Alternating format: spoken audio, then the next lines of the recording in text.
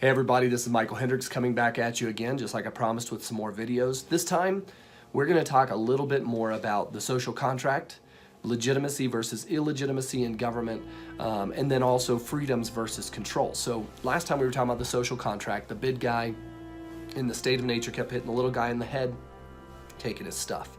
So the little guys all got together and said, we make promises, I won't hurt you inside of our group, and if you get attacked by the big guy, I'll come and protect you. So we helped create a sense of safety, security, and stability inside of our group. Security from the outside, also security on the inside, so that one of our group doesn't come and hit us over the head and take our stuff.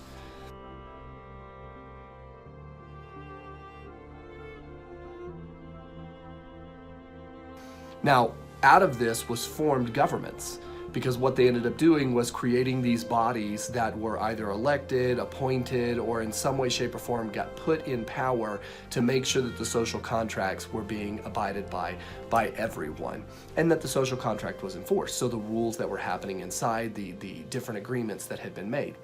Now, these government bodies, they basically became the governing group that enforced the contract. However, there is a difference between legitimate governance and illegitimate governance. Legitimacy in governance has to be a voluntary decision and a surrender by those inside the group.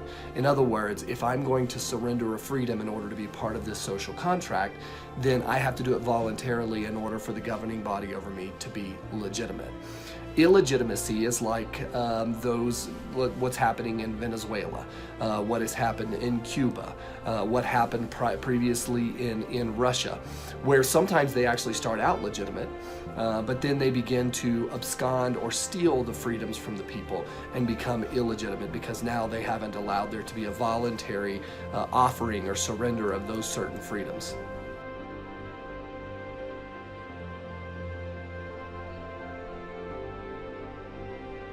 What we did in the social contract, remember the pie that I talked about, we gave a little sliver. What we did was we gave the least amount of our freedoms as possible in order to maximize the amount of protection and stability that we had inside.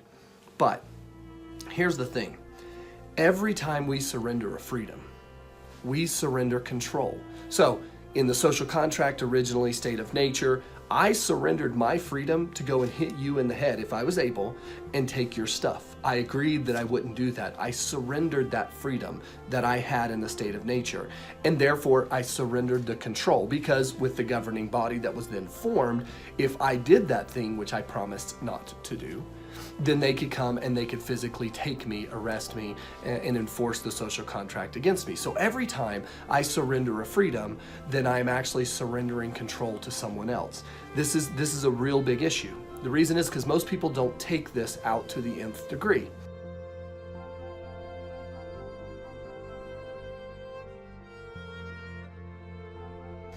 So what happened at 9/11? Airplanes were rammed into the towers. Thousands of people died. Horrific event. One of the worst in our nation's history, if not the worst. Completely knocked off center, because we didn't know why it was happening, what was really happening, and what we should do about it. So we had knee-jerk emotional reactions, and we had legislators that then began to legislate new pieces of law in order to protect us. Now, many of us were okay with this at the time, because at the time, we were terrified. We didn't know what had just happened. We didn't know why it had happened. We didn't know if it was going to happen again. So we began to surrender some of our freedoms. Out of that came things like the Patriot Act and different other pieces of legislation that then allowed for there to be sometimes surveillance of American citizens without their knowledge and without there being a due process necessarily. So every time we surrender a freedom, we surrender control to someone else. The problem is that when you surrender too many freedoms, then you have surrendered complete and utter control to someone else. When you can't control your own person and your own actions, that is called slavery. Slavery is when someone else controls everything that you can do, cannot do, what you can say, where you can go, when you can do those things.